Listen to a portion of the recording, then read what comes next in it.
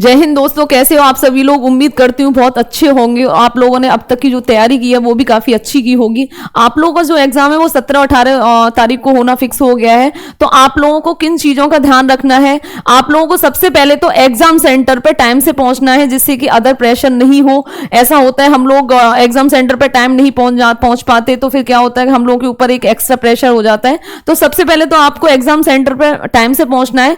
फिर सेकेंडली होता है कि हम लोगों को एग्जाम सेंटर के अंदर जाने के बाद किन चीजों का ध्यान रखने की आवश्यकता है, क्योंकि उसमें सबसे ज्यादा होता है ओएमआर शीट का। क्योंकि हम लोगों ने तैयारी तो काफी अच्छी की हुई होती है, लेकिन हम लोग क्या करते हैं, ओएमआर शीट भरने में कुछ गलतियां कर जाते हैं, जिसकी वजह से हम लोग सिलेक्शन से काफी दूर हो जाते हैं।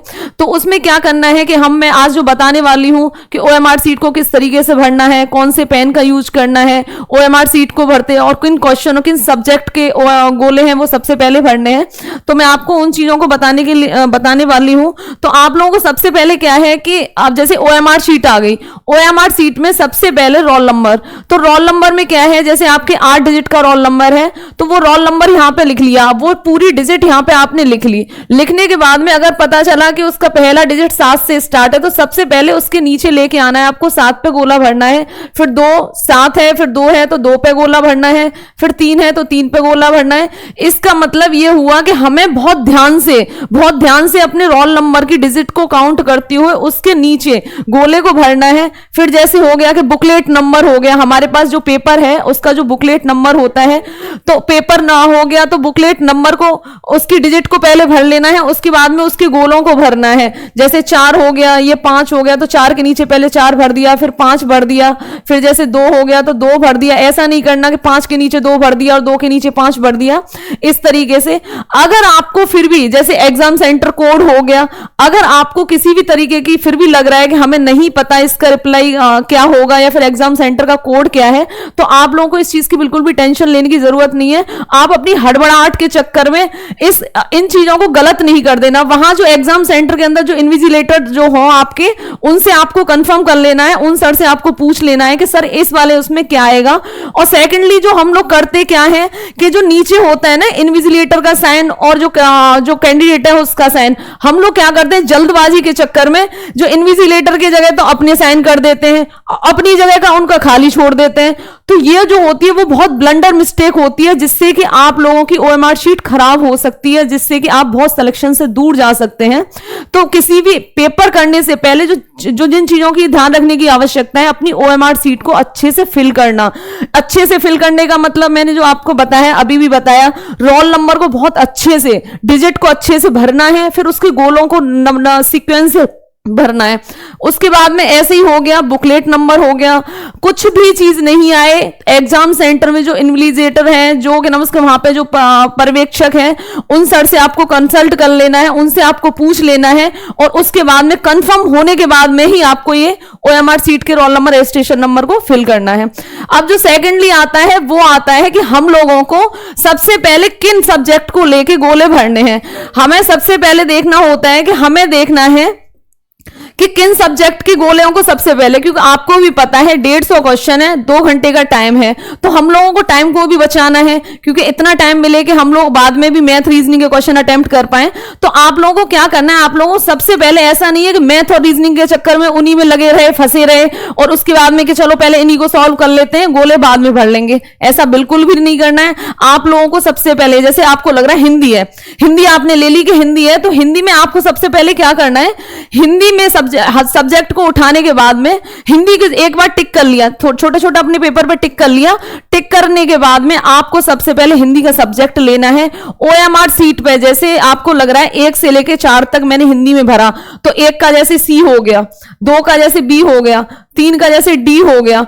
तो हमको पहले या तो यह है कि 1 के लेके 4 तक भर लेना है, या फिर ऐसा करना है आपको कि पहले क्वेश्चन का सी है तो पहले क्वेश्चन के सामने सी लिख दो, दूसरे क्वेश्चन का बी है तो बी लिख दो, तीसरे क्वेश्चन के सामने डी है तो डी लिख दो। सबसे पहले आपको ये जो करना है, पेपर क्वेश्चन अटेम्प्ट करने से ज्यादा जो महत्वपूर्ण है वो है गोला भरने का। क्योंकि अगर हमने क्वेश्चन तो सारे सही अटेम्प्ट किए, लेकिन अगर हमारा 1-2 गोला भी मिस्टेक कर जाता है तो हमारा पूरा सीक्वेंस खराब हो जाता है, जिसकी वजह से कि हमारे क्वेश्चन गलत हो जाते हैं। तो आप लोगों को जो सबसे ज्यादा ध्यान रखने की आवश्यकता है कि अगर हमने कोई भी क्वेश्चन अटेम्प्ट किया है, हिंदी का सब्जेक्ट ले लो, आपने जितने क्वेश्चन किए हैं उतने सारे सबसे पहले गोला फिल कर दो। फिर क्या करते हैं, फिर हम देखते हैं जीएस में देखा कि हमें इतने इतने क्वेश्चन, एक ही नजर में हमें इतने सारे क्वेश्चन आ रहे हैं, तो उतने ही क्वेश्चनों के गोला भर दीजिए। उसके बाद में हम देखते हैं कि हमें रीजनिंग में हमें हमारे कितने क्वेश्चन सॉल्व होने के बाद में एक्यूरेट आंसर आ रहे हैं, तो आपको फिर रीजनिंग में भर देना है। फिर आपको देखना है बाद में मैथ में देखना है, तो मैथ में उन क्वेश्चनों को लेना है सबसे पहले जो आपसे बिल्कुल सही हो रहे हैं। जब आपके सारे चारों सब्जेक्ट के गोला फिल हो जाएं, उसके बाद में जो आपके जो डाउट टेबल वाले क्वेश्चन थे, लग रहा है कि टाइम बचा हुआ है, उन क्वेश्चनों को अटेम्प्ट करना है। बहुत फ्री माइंड से कंफर्म होने के बाद में फिर उन क्वेश्चनों को अटेम्प्ट करना है। इस तरीके से आपको गोला को जो भरना है वो बहुत ध्यान से, बहुत सावधानी पूर्ण तरीके से भरना है, क्योंकि हम लोगों को क्या होता है ना, पढ़ाई से ज्यादा जो महत्वपूर्ण होता है वो होता है presentation of mind. Exam centre के अंदर हमारा जो माइंड है वो किस तरीके से काम कर रहा है, वो जो 2 घंटे हैं वो ही डिसाइडेड करते हैं कि आपको सिलेक्शन होने वाला है या फिर नहीं। क्योंकि हम लोग क्या करते हैं, पढ़ तो बहुत लेते हैं, लेकिन एग्जाम प्रेशर की वजह से OMR शीट को गलत कराते हैं, गोले भरने में गोले गलत कर देते हैं, आंसर हमने अपने पेपर पे सही टिक किया है लेकिन OMR शीट में हमने गलत कर दिया है। तो उसको बाद में जब हम एनालिसिस करते हैं बाहर, एग्जाम सेंटर के बाहर आने के बाद में, तो हमें जितना दुख होता है कि हमने आता हुआ क्वेश्चन भी अपने थोड़ी बहुत मिस्टेक की वजह से इतनी बड़ी ब्लंडर मिस्टेक कर दी। तो आप लोगों को इन चीजों ध्यान रखना है। बाकी आप लोगों को टेंशन लेने की बिल्कुल भी आवश्यकता नहीं है।